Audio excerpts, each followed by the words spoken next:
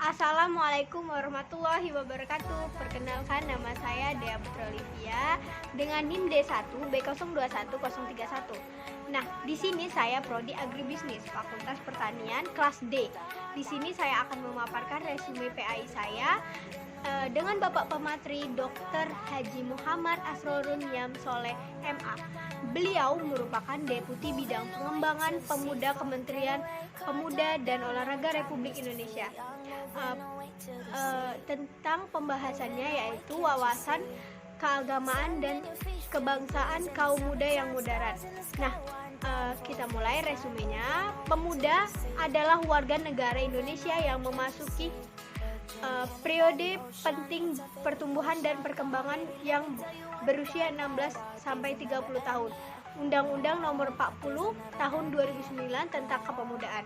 Nah, harmonisasi kerangka berpikir keagamaan dalam konten kebangsaan tahun 2006. Yang pertama, ajaran Islam sebagai tuntunan yang bersifat universal, memandang dan menempatkan manusia dalam harkat dan martabat yang sangat mulia, yang hak-hak dasar kemanusiaan yang luhur seperti kemerdekaan al-hurriyah, persamaan al-musawah, keadilan al-adalah atau al-qist, dan kedamaian al-silm. Yang kedua, nilai-nilai yang dibawa arus modernisasi dan globalisasi yang sesuai dengan ajaran Islam dan membawa kebajikan dapat diterima sebagai nilai universal Islam. Yang ketiga, nilai-nilai yang dibawa arus modernisasi dan globalisasi yang bertentangan dengan ajaran Islam dan mendatangkan kerusakan atau mafsadat bagi kehidupan harus ditolak. Nah, selanjutnya taswiyat al-manhaj yaitu penyamaan pola pikir dalam masalah-masalah keagamaan pada tahun 2006. Yang pertama, perbedaan pendapat yang terjadi di kalangan umat Islam merupakan suatu yang wajar.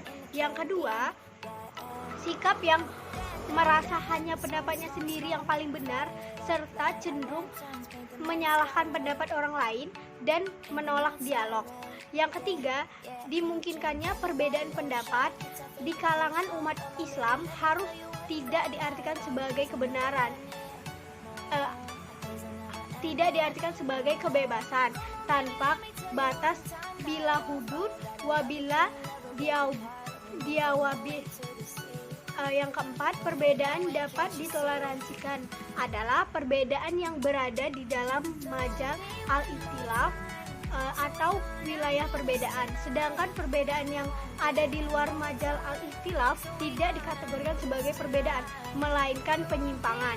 Nah, yang kelima, dalam menyikapi masalah-masalah perbedaan yang masuk dalam majal al-ikhtilaf sebaiknya diupayakan dengan mencari titik temu untuk keluar dari perbedaan al-quru min al-khilaf dan semaksimal mungkin menemukan persamaan.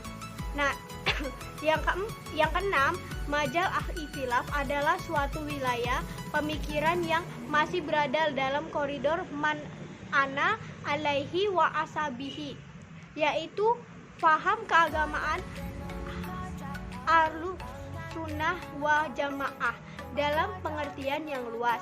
Nah, selanjutnya perubahan harus menuju lebih baik. Yang pertama, mempertahankan nilai-nilai lama yang baik. Yang kedua, mengambil nilai-nilai baru yang lebih baik.